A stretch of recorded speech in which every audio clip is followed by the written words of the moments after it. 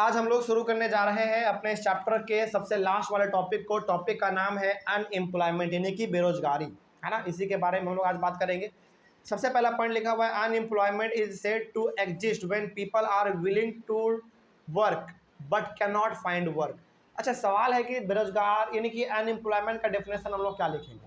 तो अनएम्प्लॉयमेंट का डेफिनेशन आप ये पहला वाला लिख सकते हैं पॉइंट, यानी कि यदि आपसे कोई पूछे कि व्हाट इज अनएम्प्लॉयमेंट या फिर डिफाइन अनएम्प्लॉयमेंट, तो ये पहला वाला स्टेटमेंट आप लिख सकते हैं। बहुत प्रॉपर डेफिनेशन है। इसमें कहा गया है कि बेरोजगारी हम तब कहते हैं जब इंसान काम करने के लिए राजी हैं लेकिन उसको काम मिल नहीं रहा है। जैसे मान लीजिए कि हम काम करना चाहते हैं लेकिन हमको काम मिल नहीं रहा है, तो हम उसको कह देंगे वो यानी कि बेरोजगारी। कोई दिक्कत नहीं इसमें। जैसे मान लीजिए कि हमको काम करने का मन ही नहीं कर रहा है और काम पड़ा हुआ है, तो क्या उस समय पे बेरोजगारी कहेंगे? नहीं कहेंगे, उसमें तो मेरा गलती है ना। तो बेरोजगारी कब कहेंगे? तब कहेंगे जब काम करने का मन हो और काम ना मिले, तब कहेंगे कि भाई बेरोजगारी है, अनएम्प्लॉयमेंट है। तो ये वाला डेफिनेशन आप लिख सकते हैं। आगे, the work force population includes people from 15 years to 59 15 years to 59 15 years to 59 years, यानी कि the work force population includes from people from 15 years to 59 years. इसका मतलब यहाँ पे हो गया है भारत में काम आप कब शुरू कर सकते हैं? 15 साल से लेकर 59 ईयर्स तक। मतलब कि हालांकि यदि देखा जाए तो बहुत सारे बच्चे 14 साल में भी काम करना शुरू कर देते हैं, लेकिन वो हो जाता है क्राइम। आपको मालूम है, चाइल्ड लेबर। तो भारत में बेसिकली काम करने के लिए आपको बताया गया है कितने उम्र के बाद? 15 साल के बाद। या फिर आप 15 हो गए हैं तो आप काम कर सकते हैं, आप चाइल्ड लेबर के कैटेगरी में नहीं आ पाएंगे आप, ठीक है। यानी कि भारत में काम यदि आपको करना है तो आपको 15 साल तो होना ही पड़ेगा। यदि 15 साल से आप काम कर रहे हैं नीचे, 15 साल से नीचे आप काम कर रहे हैं तो काम तो आप कर लेंगे, लेकिन फिर भी आप किस कैटेगरी में आ जाएंगे? चाइल्ड लेबर की कैटेगरी में आ जाएंगे। और हो सकता है कि कार्रवाई भी हो जाए, है ना, आपको जेल भी जाना पड़ सकता है। और मैक्सिमम निर्धारित किया गया है 59 ईयर्स, लेकिन आप तो यहाँ पे आप क्या देखते हैं, 60 ईयर्स 70 ईयर्स के भी बूढ़े लोग काम कर रहे होते हैं। क्या करोगे? पेट पालना होता है अपना, है ना। लेकिन काम करने का जो एक सही लिमिट यहाँ पे डिसाइड किया है गवर्नमेंट के द्वारा, वो है 15 ईयर्स से 59 ईयर्स तक, ठीक है। आगे, in India we have unemployment in both urban as well as rural areas, यानी कि भारत में यदि हम लोग देखें तो गाँव के साथ साथ शहरों में भी बेरोजगारी है। कैसे है उसके बारे में हम लोग यहाँ पे देखेंगे। देखिए, in rural areas there is seasonal and disguised unemployment. गाँवों में यदि हम लोग बात करें तो दो प्रकार की आपको बेरोजगारी देखने को मिलेंगे। पहला है सीजनल और दूसरा है डिसगाइज्ड, यानी कि गाँवों में दो प्रकार की बेरोजगारी है, एक सीजनल है और एक डिसगाइज्ड है। अब ये दोनों क्या है उसके बारे में हम लोग अभी डिटेल स्टडी करेंगे, लेकिन फिलहाल अभी आप समझिए। लेकिन यदि हम लोग शहरों में देखें तो शहरों में बेसिकली एजुकेटेड अनएम्प्लॉयमेंट है, यानी कि शहरों में पढ़े लिखे लोग ज़्यादा बेरोजगार हैं शहरों में। अब इन सब के बारे में एक एक करके देख लेते हैं। सबसे पहले हम लोग पढ़ेंगे सीजनल अनएम्प्लॉयमेंट के बारे में, उसके बाद डिसगाइज्ड अनएम्प्लॉयमेंट के बारे में, और उसके बाद फिर एजुकेटेड अनएम्प्लॉयमेंट के बारे में, ठीक है। चलिए, तो सबसे पहले हम लोग बात कर लेते हैं सीजनल अनएम्प्लॉयमेंट का। देखिए, लिखा हुआ है seasonal unemployment happens when people are not able to find jobs during some months of the year. Seasonal का मतलब भी आपको मालूम चल रहा होगा यहाँ पे, सीजन टू सीजन, मतलब कि कुछ गाँवों में खास करके, हालांकि गाँव में दो प्रकार के अनएम्प्लॉयमेंट देखने को मिलेंगे, पहला सीजनल और दूसरा डिसगाइज। तो ये दोनों का दोनों जो हम लोग अभी यहाँ पे डिस्कस करेंगे, ये दोनों का दोनों किसके ऊपर होगा? गाँव के ऊपर होगा। तो गाँव में साल भर में कुछ ऐसे महीने होते हैं जिसमें कि आपको रोजगार मिलता ही नहीं है। जैसे मान लीजिए कि जब तक खेती हो रहा है तब तक तो आपको रोजगार मिलेगा, लेकिन एक बार खेती खत्म तो आप फिर बेरोजगार हो जाएंगे। इसी को हम लोग कहते हैं सीजनल अनएम्प्लॉयमेंट, ठीक है। फॉर एग्जाम्पल यहाँ पे देखिए, people dependent upon agriculture usually face such kind of unemployment. There are certain busy seasons when sowing, harvesting, weeding and threshing is done. यदि गाँवों में हम लोग देखें तो जब एग्रीकल्चर होता है, यानी कि जब खेती होता है और जब उस समय पे बीज लगाना, फसल को काटना, है ना, वीडिंग यानी कि अनवांटेड प्लांट्स को फसल के बीच से उखाड़ के बाहर फेंक देना, थ्रेसिंग करना, तैयार करना, स्टोरेज करना, पैकेजिंग करना, इन सब चीज़ों को जब आप करेंगे तब तक आपके पास रोजगार रहेगा। लेकिन जैसे ही ये सब काम खत्म हो जाएगा तो उसके बाद फिर आप गाँव में बेरोजगार हो जाएंगे। इसीलिए हम लोग इसको कहते हैं सीजनल अनएम्प्लॉयमेंट। मतलब कि पूरे साल आपको रोजगार नहीं मिलेगा, कुछ ही महीने रोजगार मिलेंगे, आपको काम मिलेंगे, उसके बाद फिर आपको काम नहीं मिलेगा, and this is known as seasonal unemployment. उसके बाद देखिए, certain months do not provide work to the people dependent on agriculture, यानी कि जो आदमी एग्रीकल्चर पर डिपेंडेंट रहता है उसको कुछ महीने तो बेकार ही खाली बैठना पड़ता है, क्योंकि काम ही नहीं है गाँव में, क्या काम करेंगे वो। है ना। और साल भर खेती तो हो नहीं सकता है, कभी ना कभी तो 2-3 महीने के लिए भी आपको अपना खेत खाली रखना पड़ेगा फर्टिलिटी आने के लिए, है ना। तो ये हो गया हमारा सीजनल अनएम्प्लॉयमेंट। उसके बाद है हमारा डिसगाइज्ड अनएम्प्लॉयमेंट, ये बहुत इंपॉर्टेंट है। देखिए इसमें लिखा हुआ है in disguised unemployment people appear to be employed. Disguised unemployment में ना आपको लगेगा कि लोगों के पास रोजगार है, लेकिन एक्चुअली में वो रोजगार उसके पास होता नहीं है, एक्चुअली में वो बेरोजगार होते हैं। कैसे? एग्जाम्पल के तहत आप इसको समझिए। देखिए एग्जाम्पल यहाँ पे दिया गया है, this usually happens among family members engaged in agricultural activity, the work requires the service of people of 5 people but engages 8 people. जैसे मान लीजिए गाँव में आपके पास 10 बीघा जमीन है, ठीक है, और उस 10 बीघे जमीन में खेती करने के लिए मात्र आदमी चाहिए हमको 5, लेकिन आपके घर में टोटल आदमी है कितना? 8, ठीक है। तो देखिए आपके पास जमीन कितना है? 10 बीघा। 10 बीघे में यदि 5 आदमी काम करे तो हमारा काम चल जाएगा, लेकिन 5 के बदले कितने आदमी लगे हुए हैं? 8 आदमी लगे हुए हैं। तो बताइए वहाँ पे 3 आदमी एक्स्ट्रा है कि नहीं है? तो कोई भी आदमी देखेगा तो कोई भी बोलेगा कि भाई 8 आदमी है, 8 के पास रोजगार है अपना, लेकिन एक्चुअली में रोजगार है किसके, कितने के पास? 5 के पास। 3 आदमी तो वहाँ पे फालतू में, एक्स्ट्रा में, यानी कि 3 आदमी को यदि हम वहाँ से निकाल के किसी दूसरे काम में लगा दें तो हमारे फसल में कोई खराबी नहीं आएगा। मतलब यहाँ पे हो गया ये डिसगाइज्ड अनएम्प्लॉयमेंट का मतलब आप यहाँ पे ऐसे समझिए, डिसगाइज्ड अनएम्प्लॉयमेंट का मतलब होता है वहाँ पे जरूरत से ज़्यादा लोगों का लगा रहना, और कोई भी आदमी देख के बोलेगा कि भाई इसके पास तो रोजगार है।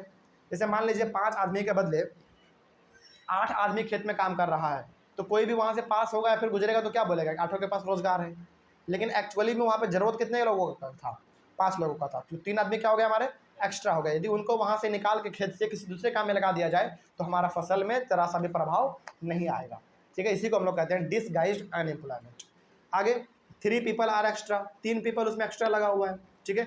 If 3 people are removed the productivity of the field will not decline, यानी कि 3 आदमी को यदि वहाँ से निकाल दिया जाए तो हमारे फसल में कोई भी खराबी या फिर गड़बड़ी नहीं आएगा, ठीक है। The field requires the service of 5 people and the 3 extra people are disguised unemployed, यानी कि हमको चाहिए था मात्र 5 आदमी का काम, लगा हुआ था उसमें 8 आदमी, जिसके वजह से 3 आदमी हमारा फालतू था। उसी 3 आदमी को हम लोग क्या कह देते हैं? Disguised unemployed. कोई दिक्कत इसमें?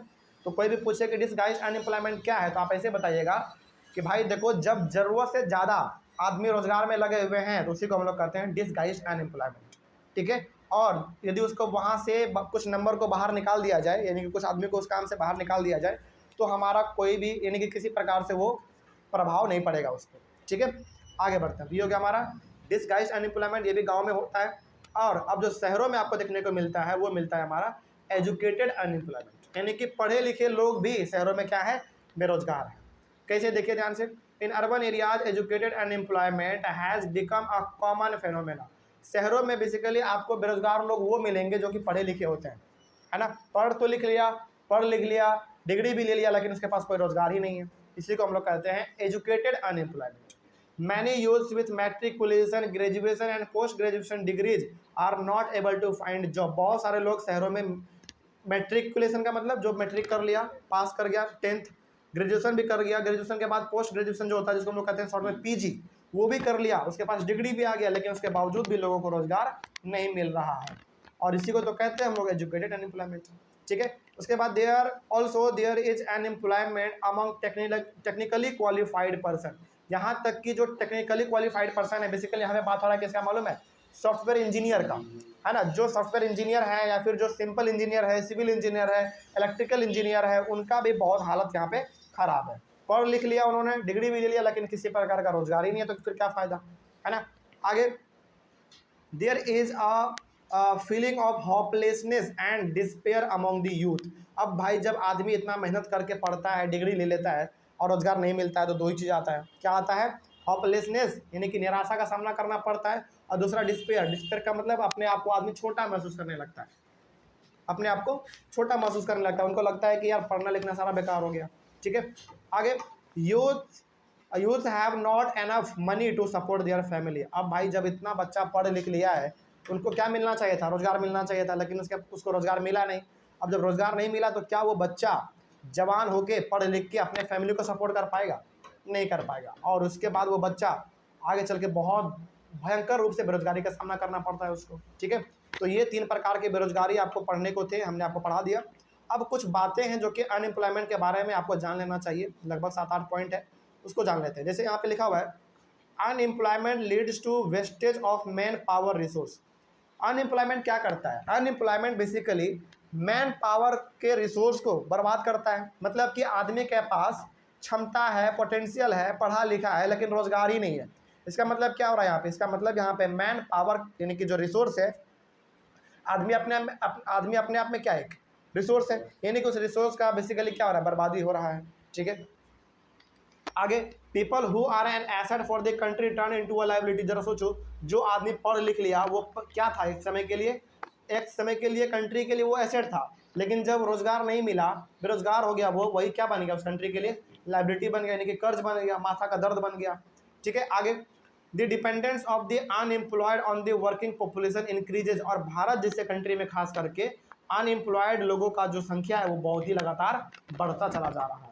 ठीक है, आगे hands unemployment has deep impact on the overall growth of a country. तो यहाँ से हम लोग कह सकते हैं कि बेरोजगारी बढ़ने से केवल और केवल नौजवानों को समस्या नहीं होता है, बल्कि पूरे कंट्री को समस्या होता है। ठीक है, कंट्री का जो स्टेटस है या फिर कंट्री का जो रैंकिंग है वो बहुत ही नीचे चल जाता है। ठीक है, आगे बढ़ते हैं। Increase in unemployment is an indicator of a depressed country. यानी कि जैसे जैसे आपका अनएम्प्लॉयमेंट बढ़ेगा आपके कंट्री में, वैसे वैसे आपका कंट्री जो है ना डिप्रेस्ड कंट्री कहलाता चलेगा। डिप्रेस्ड कंट्री का मतलब होता है वो कंट्री जो कि बहुत ही नीचे है, बहुत ही दबा हुआ कंट्री है।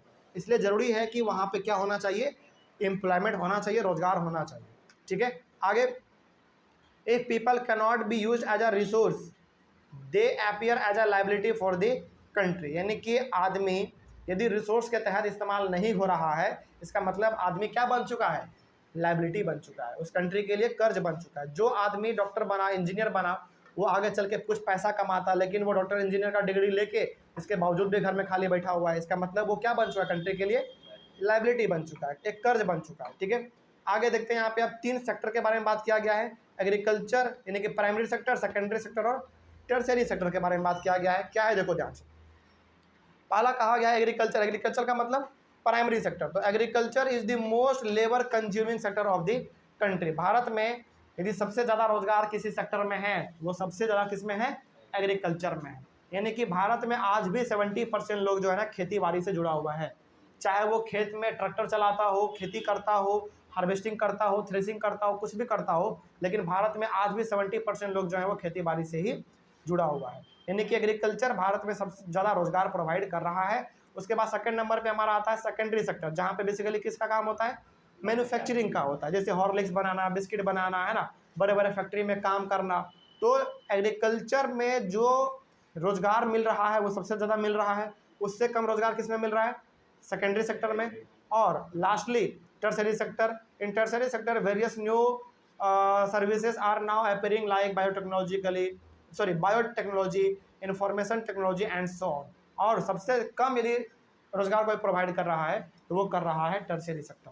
ठीक है, यानी कि यहाँ से हम लोग कह सकते हैं कि एग्रीकल्चर वो एकमात्र ऐसा सेक्टर है जो कि रोजगार सबसे ज़्यादा देता है, उससे कम फिर सेकेंडरी सेक्टर और सबसे कम टर्शियरी सेक्टर। टर्शियरी सेक्टर सबसे कम रोजगार क्यों देता है मालूम है? क्योंकि टर्शियरी सेक्टर में चाहिए क्या? नॉलेज, क्योंकि इसमें सर्विस प्रोवाइड करना होता है और नॉलेज, और भारत के पास खास करके इंडिया में उतना एजुकेशन तो है नहीं, इसीलिए टर्शरी सेक्टर जो है ना रोजगार बहुत ही कम दे रहा है आज के समय पे। तो ये हो गया हमारा पूरी तरीके से अनएम्प्लॉयमेंट टॉपिक के बारे में। कोई दिक्कत क्या था समझने में? चलिए, तो ऑफलाइन वाले बच्चे आप लोगों को कोई दिक्कत नहीं है, तो ऑनलाइन वाले बच्चे यदि आपको कहीं पर कोई डाउट रहा होगा इस चैप्टर में तो आप लोग एक बार कमेंट कर लीजिएगा। अगले वाले क्लास में हम लोग डिस्कस करेंगे अपने इकोनॉमिक्स के चैप्टर नंबर 3 को। चैप्टर नंबर 3 है हमारा पॉवर्टी एज अ चैलेंज, है ना, तो उसमें हम लोग शुरू करेंगे अपना 3rd नंबर चैप्टर। मिलते हैं अगले वाले क्लास में। Thank you very much and have a nice day.